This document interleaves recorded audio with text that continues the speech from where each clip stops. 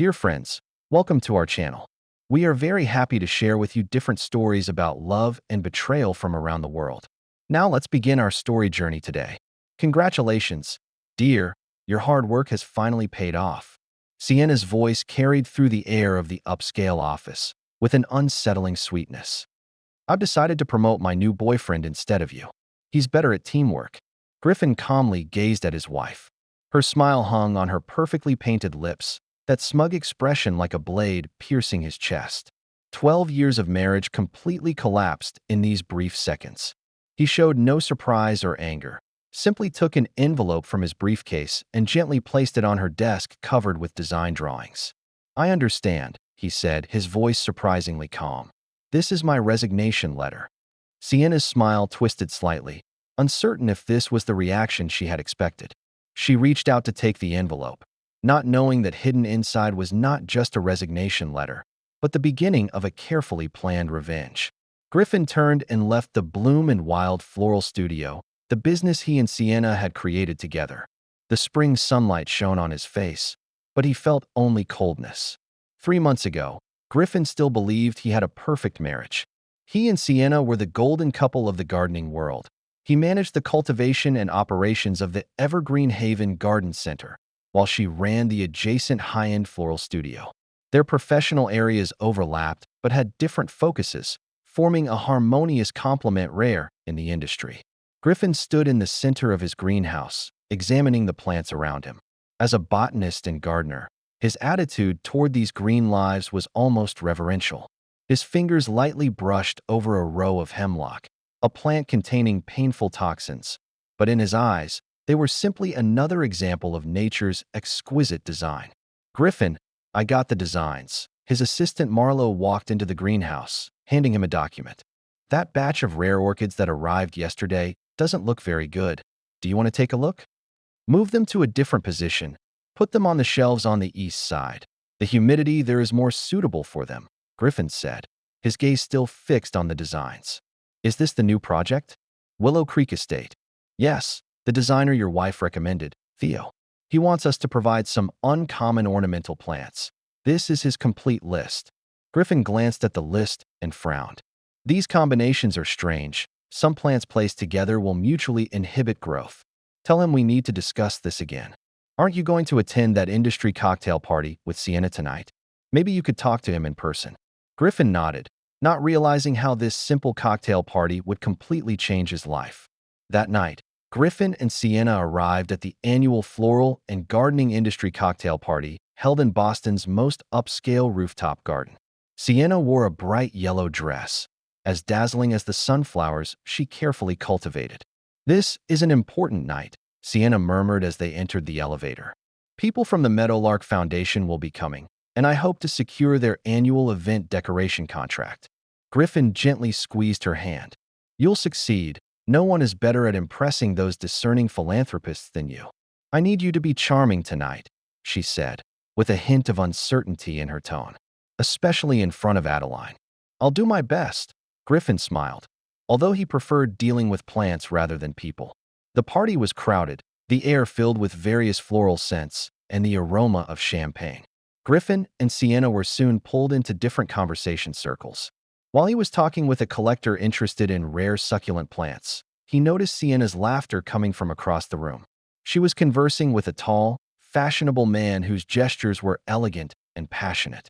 Griffin recognized the man, Theo, the new landscape designer who had rapidly risen in the industry.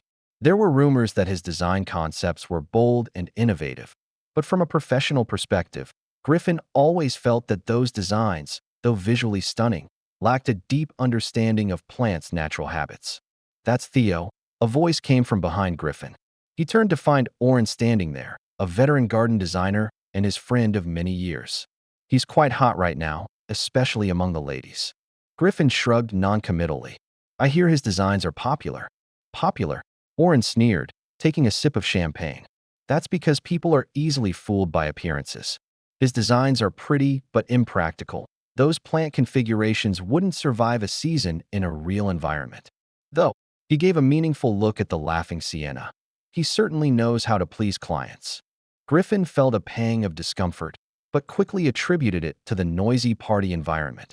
He decided to look for Sienna to fulfill his charming duty for the night. However, as he crossed the room, he saw Theo's hand resting lightly on Sienna's lower back, guiding her toward the terrace. That gesture was too natural, as if they had done it countless times. Griffin stopped in his tracks, an ominous premonition rising in his mind. In the following weeks, Griffin began to notice subtle changes. Sienna was working longer hours, often claiming she needed to go to the studio on weekends to handle urgent orders. She had set a new password on her phone and always placed it face down.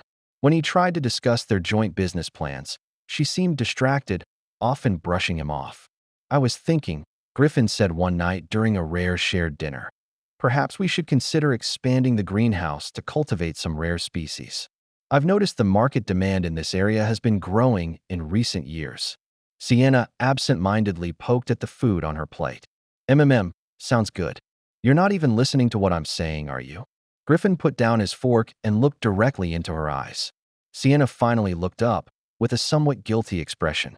"Sorry, it's just that this meadowlark project is very complex. I'm considering some design issues." "Is it you who's considering, or you and Theo?" Griffin calmly asked. Sienna's face instantly turned pale. "What do you mean?" "I'm not blind, Sienna.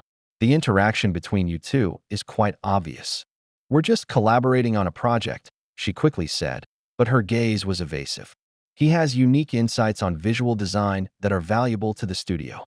Griffin didn't press further, but from that night on, he began to observe more closely. He noticed that text messages between Sienna and Theo were frequent, office meetings lasted far longer than necessary, and she always evaded the topic when he asked. As someone accustomed to observing subtle changes in plants, Griffin soon collected enough evidence to confirm his suspicions were not unfounded. However, he didn't confront her immediately. Instead, he began to do what botanists do best: patiently wait for the right time, study his target, and formulate a plan. On the surface, Theo appeared to be a talented landscape designer, but Griffin's investigation revealed more. Through conversations with industry colleagues and research into Theo's past work, Griffin discovered that many of Theo's original designs actually borrowed concepts from European and Asian designers less familiar to the American market. Furthermore, Griffin discovered that Theo had severe allergic reactions to certain plants, especially those of the sumac family, a fact he deliberately concealed from clients as it would affect his ability to handle certain landscape projects. Meanwhile, Sienna's behavior grew increasingly strange. The woman who once was passionate about their joint business now seemed completely captivated by Theo's charm and innovative ideas. Griffin could see what attracted her. Theo represented a fashion and recognition that Griffin's steady professionalism couldn't provide. In a chance occurrence, Griffin saw a text message from Theo to Sienna. "Tonight at 8, the usual place.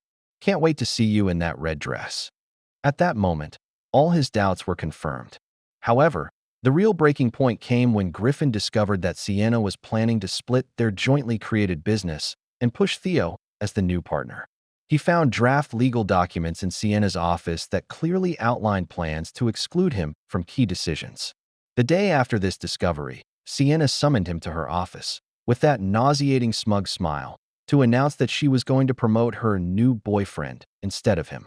However, the envelope Griffin handed her contained, in addition to the resignation letter, a USB drive storing all the evidence he had collected: evidence of plagiarism in Theo's work, records of their compromising text messages, and Sienna's legal documents attempting to sideline him.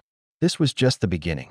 Griffin walked out of the Bloom and Wild studio into the warm air of the greenhouse. His eyes scanned the rows of plants, finally stopping at a specialized area where some uncommon varieties were grown, including plants with special properties. His fingers gently brushed over the tender leaves of a sumac, with a determined light gleaming in his eyes. "You always taught me to respect the power of plants," he murmured to the plant.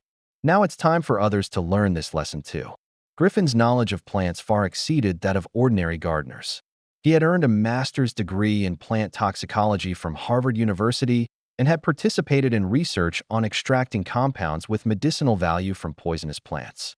This knowledge had always been an advantage in his career, but he never imagined that one day he would use it for such a personal purpose. In the most secluded corner of his greenhouse, Griffin had cultivated a small patch of sumac. These plants contain an oily mixture called urushiol that causes severe allergic skin reactions in most people, but for highly sensitive individuals like Theo, it could even trigger systemic reactions requiring medical intervention. Griffin knew that Theo had a set of cherished custom gardening tools that he often boasted about to clients, explaining how they helped him create unique landscape art. With Marlowe's help, Griffin learned that Theo kept these tools in a locker at the Bloom and Wild studio, as he frequently collaborated with Sienna until late at night. On Saturday night, when Sienna claimed she was attending an industry seminar, Griffin knew she was actually with Theo, and he implemented the first step of his plan.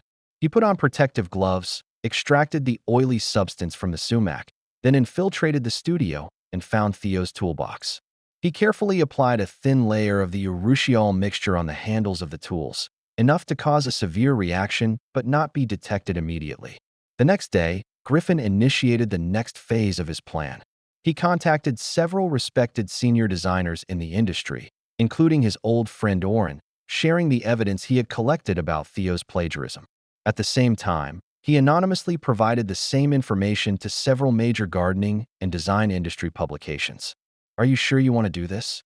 Oren asked after seeing the evidence. "This won't just ruin Theo's career, it will also affect Sienna's studio." "They chose the path of deception," Griffin calmly replied. "I'm just letting the truth come to light." He also did one more thing. Contacted Adeline from the Meadowlark Foundation, the philanthropist who was the important client Sienna most wanted to impress. Griffin didn't directly reveal Sienna's personal life, but subtly suggested the true origin of Theo's works and the potential integrity issues that might arise from working with him. "I've always admired your attention to detail, Ms. Adeline," Griffin said on the phone. "As someone who has worked in this industry for 15 years, I believe you should know all the relevant information and then make your own judgment." Adeline thanked him for his honesty and said she would reconsider their collaboration with Bloom and Wild. Events unfolded faster than Griffin had anticipated. 3 days later, Theo began to develop a severe allergic reaction on his arms, with redness and swelling rapidly spreading to his face and neck. When he realized that the cause might be his cherished gardening tools, it was already too late. He had already used them while preparing the key presentation for the Meadowlark project, at which point the allergic reaction reached its peak. Theo was rushed to the hospital, diagnosed with severe contact dermatitis requiring hospitalization. He was forced to miss the important meeting with the Meadowlark Foundation, and Sienna had to hastily attend in his place, insufficiently prepared and distressed. That same week, a renowned gardening magazine published an article analyzing Theo's work in detail, titled "Borrowing or Plagiarism: Ethical Issues in Modern Landscape Design." The article showed the striking similarities between several of Theo's original designs and earlier foreign works. This article caused a stir in the industry and was soon widely cited by other media. Sienna sat in her office, firmly gripping the magazine, her face pale. In the past few days, her world seemed to be crumbling. Theo was hospitalized, unable to work. Meadowlark had canceled the contract, and now, the plagiarism scandal was threatening the reputation of the studio she had meticulously built. Her phone rang with a text from Theo. "Doctors say I have to stay in the hospital for at least another week. The allergic reaction has affected my airways. You must handle the Westbrook Estate project." Sienna sighed. Westbrook was another important project they had. Losing it would mean a financial crisis for the studio this year. She turned on her computer to process the files, but discovered her inbox was filled with emails from clients inquiring about the recent media reports. Worse still, she found the USB drive in Griffin's resignation envelope and finally mustered the courage to view its contents. Seeing those files, her text messages with Theo, evidence of plagiarism, even her own legal documents attempting to sideline Griffin, she realized that all of this was no coincidence. "Griffin," she murmured, a terrible understanding washing over her. "It was you who did all this." Meanwhile, Griffin didn't waste time basking in the satisfaction of his revenge. He acted quickly, contacting several important clients who had previously worked with Bloom and Wild, proposing new collaboration arrangements. As a partner of Evergreen Haven, He had sufficient resources and expertise to take over these projects, and without the shadow of a plagiarism scandal. I understand this situation is difficult for you, he told Lawrence, the owner of the Westbrook estate. But I can assure you that my team can provide designs that are both aesthetically pleasing and ecologically sound, and all concepts are original. Lawrence, a retired architect with a deep interest in gardening, appreciated Griffin's honesty and professional attitude. I've always preferred your understanding of plant ecology, he admitted. Theo's designs looked pretty, but I always felt they were impractical. We're willing to work with Evergreen Haven. Within a week, Griffin had successfully transferred 3 major clients, including the high-profile Westbrook project. His garden center was rapidly expanding, and he even hired several designers who originally worked at Bloom and Wild, those tired of the recent chaos. Sienna was facing a completely different situation. Media coverage of Theo's plagiarism continued to grow, and her studio was implicated due to their close collaboration. Several important clients canceled their contracts, and employees began looking for other job opportunities. The pressure from creditors was also increasing, as the studio had made large investments recently to expand. Finally, on a rainy afternoon, Sienna gathered the courage to go to Evergreen Haven in search of Griffin. She found him in the main greenhouse, inspecting a row of newly arrived orchids. "I know it was you," she said directly, her voice trembling slightly with emotion. "Those articles about Theo, his allergic reaction, the loss of clients. All of this was carefully planned by you, wasn't it?" Griffin turned to face her with an unervingly serene expression. "I just let the truth come to light, Sienna. Theo did indeed plagiarize his work. He is indeed allergic to sumac, and you did indeed plan to betray me, not just in our marriage, but also in the business we created together. So this is revenge." Sienna's voice rose. "Destroying everything of mine makes you feel better?" "I haven't destroyed anything," Griffin calmly responded. "You and Theo made choices, and every choice has its consequences. I just made sure those consequences weren't overlooked." Sienna stared at him for a long time, flashes of annoyance in her eyes. "I never thought you could be so cruel," she finally said, her voice clearly accusatory. "Is this your true self? And I never thought you would so trivialize everything we built," Griffin retorted, without the slightest wavering in his voice. "You not only betrayed our marriage, but tried to take away my business, just because you were beguiled by Theo's superficial designs and empty charm." "It's not entirely like that," Sienna raised her voice, her attitude turning defensive. "You don't understand. Theo at least valued my creative ideas. And you? You were always so self-righteous, as if only your way was the right way. So you chose betrayal instead of communication?" Griffin said coldly. "What a mature solution." Sienna's eyes flashed with anger. "Don't act so noble. Do you think I don't know about your overtime with Marlowe?" Griffin shook his head, almost laughing at the absurd accusation. "Now you're trying to attribute your unfaithfulness to a purely work relationship between my assistant and me? This is pathetic, Sienna, but it perfectly fits your pattern of behavior. Never admitting mistakes, always finding excuses for your choices." "I don't need your sermon," Sienna said through gritted teeth. "I just came to tell you that this isn't over. Theo will recover soon, and we'll rise again." "You think you've won?" "You've only won a battle, Griffin, not the entire war." "There is no war between us, Sienna," Griffin calmly responded, with a tone of finality. "Only a relationship that has ended. We'll handle the divorce through lawyers. I don't want to see you again. As for Bloom and Wild, considering the current situation, selling to me might be your only way out." Sienna clenched her fists, nails digging into her palms. She had expected him to break down, to beg her to reconsider, or at least to show some pain. But the man before her was disturbingly calm, his control and meticulously calculated revenge both frightening and infuriating her. "You'll regret this," she finally said, her voice low and threatening. "No one treats me like this. Threats don't benefit you, Sienna. You've lost your bargaining power." Griffin turned to continue tending to his plants, clearly indicating the conversation was over.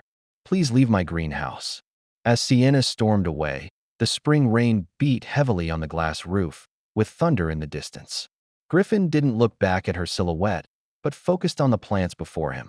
In his mind, she was like those weeds that had been pulled out, no longer part of his life. 3 months later, Theo was discharged from the hospital, but his allergic reaction had left permanent damage.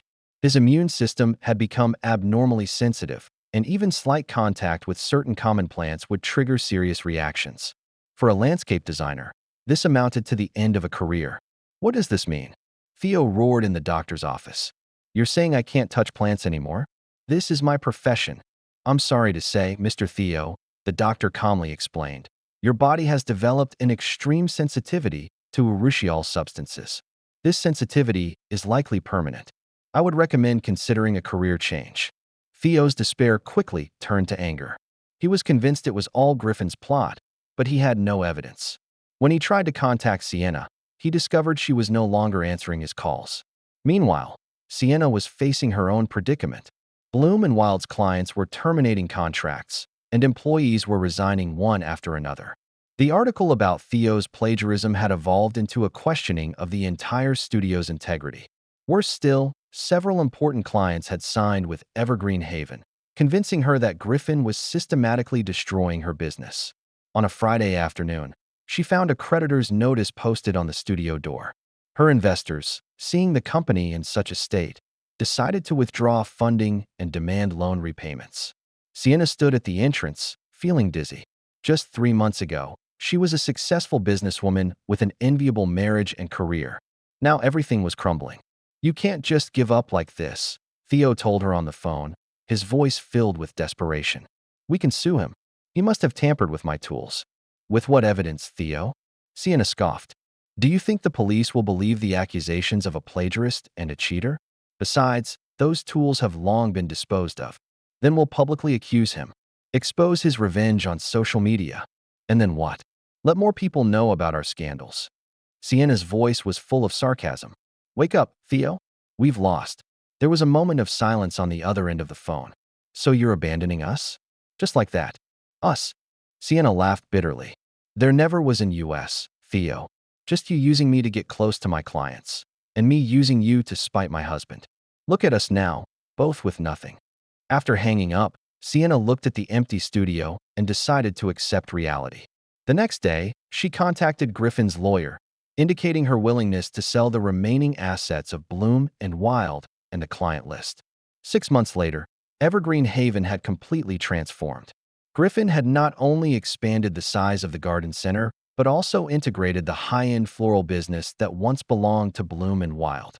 His new brand, Verdant Designs, became Boston's most popular integrated gardening and landscape design company. That day, he was in the newly expanded design studio, guiding his team to complete the annual design plan for the Meadowlark Foundation. Griffin, his new assistant Alara approached. Lawrence from the Westbrook estate is on the phone, says he wants to discuss plans for their winter garden renovation. Tell him I'll call back in 10 minutes, Griffin said, checking the final details of the design. By the way, did that batch of maple seeds from Japan arrive? They arrived this morning, already placed in the cultivation room as per your instructions. Griffin nodded with satisfaction. His team operated like a precise organism, each part performing its role perfectly. This was one of the achievements that satisfied him most after rebuilding his life. The divorce proceedings went exceptionally smoothly after Sienna was forced to compromise. She had no resources to continue hiring expensive lawyers, nor evidence to support her unreasonable demands. The court determined that her betrayal and attempt to sideline Griffin constituted substantial damage to the marriage, so the property division clearly favored Griffin. The final divorce papers were exchanged for signatures through lawyers. Griffin refused any possibility of meeting with Sienna, even to complete the legal procedures. For him, that relationship was completely over, not worth wasting another minute on. A week after signing the divorce papers, Griffin received an email from Sienna. Can we really not talk? 12 years of marriage, and just like this? I admit I made mistakes, but no one is perfect. Doesn't everything we once had deserve a second chance? Griffin stared at the screen for a few seconds, then without hesitation clicked delete. Subsequently, he permanently added her email address to the blacklist. For him, betrayal was not a mistake that could be forgiven, but a choice that defined a person's essence. He had made his own choice to permanently cut ties with betrayers. A year later, Griffin was receiving a special client in the new showroom of Evergreen Haven. the famous plant collector and philanthropist Adeline. Your achievements are impressive, Griffin, Adeline commented as she toured the place. I rarely see someone who so perfectly combines business acumen with professional knowledge of plants. Thank you for your recognition, Griffin responded with a smile. I believe true success comes from respecting natural laws and adhering to principles. Speaking of principles, Adeline paused, looking at a carefully cultivated rare orchid. I heard your ex-wife and that designer aren't doing well. They say they tried to start over in other cities, but the plagiarism scandal and her business failures seem to follow them like a shadow. Griffin's expression didn't change at all. I'm not interested in things of the past, Ms. Adeline. I'm more concerned about the future, like your tropical greenhouse project. We've prepared several unique design options, if you're interested. Adeline smiled knowingly, appreciating his professional attitude. She followed Griffin toward the meeting room to discuss the details of what would become Verdant Design's most challenging project to date. That same day, on the other side of the city, Theo was struggling to adapt to his new job as a graphic designer at a small advertising agency.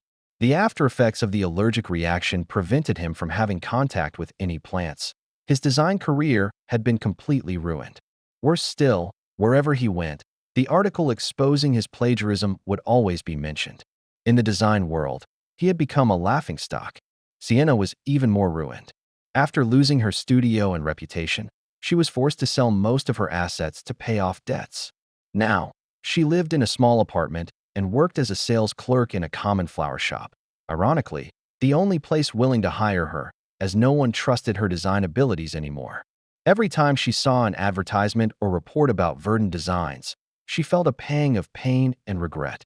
Not because she truly regretted betraying Griffin, but because she regretted that her plan had failed, regretted having lost everything. For Griffin, the pain of the past had transformed into a driving force for growth.